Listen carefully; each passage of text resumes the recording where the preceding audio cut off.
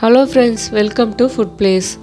நம்ம இந்த வீடியோவில் பச்சை பயிரை பயன்படுத்தி சூப்பரான டேஸ்ட்டில் ஈவினிங் ஸ்நாக்ஸ் எப்படி செய்கிறதுன்னு பார்க்கலாம்.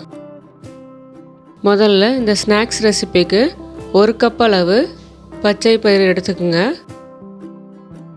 இந்த பச்சை பயிரை நல்லா வாஷ் பண்ணிவிட்டு 6 மணி நேரம் தண்ணியில் ஊற வச்சு எடுத்துக்கோங்க.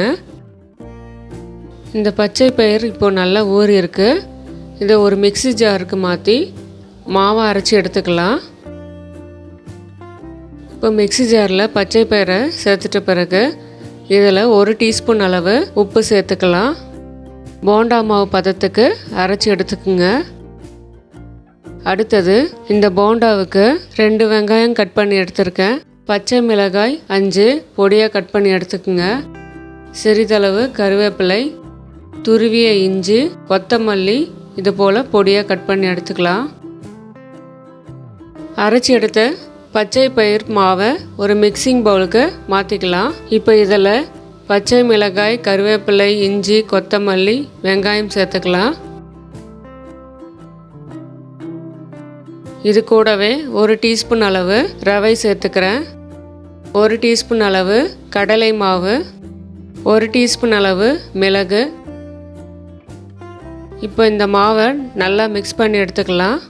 ஏற்கனவே நம்ம பச்சை பயிரில் உப்பு சேர்த்து அரைச்சி எடுத்துருக்கோம். தேவைப்பட்டால் உப்பு சேர்த்துக்கலாம். இப்போ இந்த மாவை நல்லா மிக்ஸ் பண்ணி எடுத்தாச்சு. அடுத்தது ஸ்டவ் ஆன் பண்ணிவிட்டு ஒரு கடாய் எடுத்துக்கோங்க. தேவையான அளவு எண்ணெய் ஊற்றிக்கலாம். இப்போ எண்ணெய் நல்லா சூடாகிடுச்சு. இப்போ நம்ம ரெடி பண்ண மாவுலேருந்து சின்ன சின்ன உருண்டைகளாக எண்ணெயில் போட்டு பொரித்து எடுத்துக்குங்க.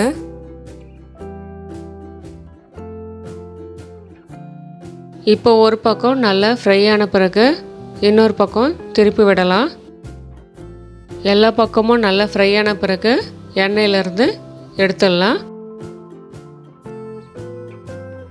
இப்போ சூப்பரான டேஸ்ட்டில் பச்சை பயிர் போண்டா நமக்கு ரெடி.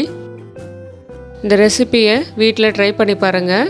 இந்த வீடியோ உங்களுக்கு பிடிச்சிருந்தால் லைக் பண்ணுங்கள், ஷேர் பண்ணுங்கள், என்னுடைய சேனலுக்கு சப்ஸ்கிரைப் பண்ணுங்கள், பக்கத்தில் இருக்க பெல் பட்டனையும் கிளிக் பண்ணுங்கள்.